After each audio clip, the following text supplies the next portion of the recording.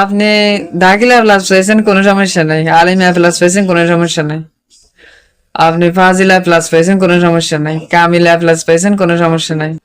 তারপরেও আপনার গ্রামের মানুষগুলো আপনি যে পড়ালেখা করেছেন এর মূল্যটুকু এরা দিবে না।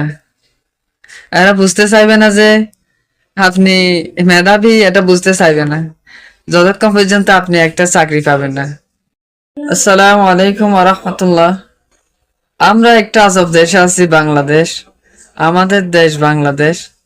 এই দেশের শিক্ষা ব্যবস্থার মধ্যে আপনি মাদ্রাসা পর্যায়ে বলেন অথবা স্কুল পর্যায়ে অথবা কলেজ পর্যায়ে বলেন, স্কুল থেকে আপনি এইচএসসি অনার্স মাস্টার্স পাস করার পর, অথবা মাদ্রাসা লেভেল বলি, দাখিল, আলিম, ফাজিল, কামিল, প্রতিটা পর্যায়ে যদি আপনি প্রথম বিভাগ পেয়ে এ প্লাস পাওয়ার পরে যদি আপনি উত্তীর্ণ হন, আপনি যদি কোনো চাকরি না পারেন অথবা চাকরি না করেন অথবা চাকরি না পান, আপনার গ্রামের মানুষ আপনাকে কখনো বুঝতে চাইবে না যে আপনি মেধাবী ছিলেন।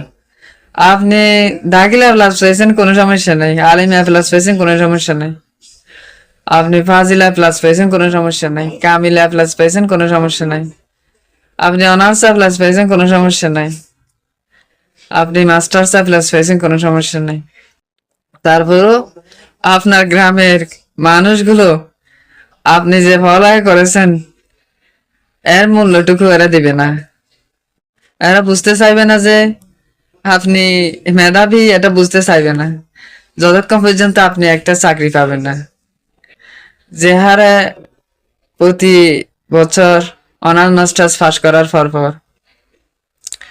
গ্রাজুয়েশন শেষ করতেছে, অনার্স মাস্টার্স পাস করার পর সেই হারে কিন্তু বাংলাদেশের মধ্যে চাকরি নেই। এখন অনেকে আছে বিসিএস ক্যাডার চাকরি হয়েছে, বিসিএস ক্যাডার হয়েছে, পরবর্তী কয়েক বছর করার পর নিজ থেকে ভালো লাগে না।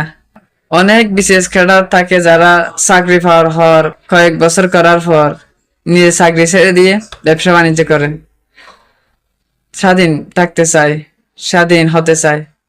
তাই বলে কি হবে ব্যক্তিটি মেধাবী নয়? আসলে ভাই, বাংলাদেশের অবস্থা এরকম। আপনি অনার্স মাস্টার্স পাস করার পরও যদি চাকরি না করেন, আপনার গ্রামের মানুষগুলো অথবা কাছের আত্মীয় স্বজন বলবে যে আপনি কোনো মেধাবী না, আপনি পড়ালেখা করেননি, আপনার কোনো দাম নাই এখানে।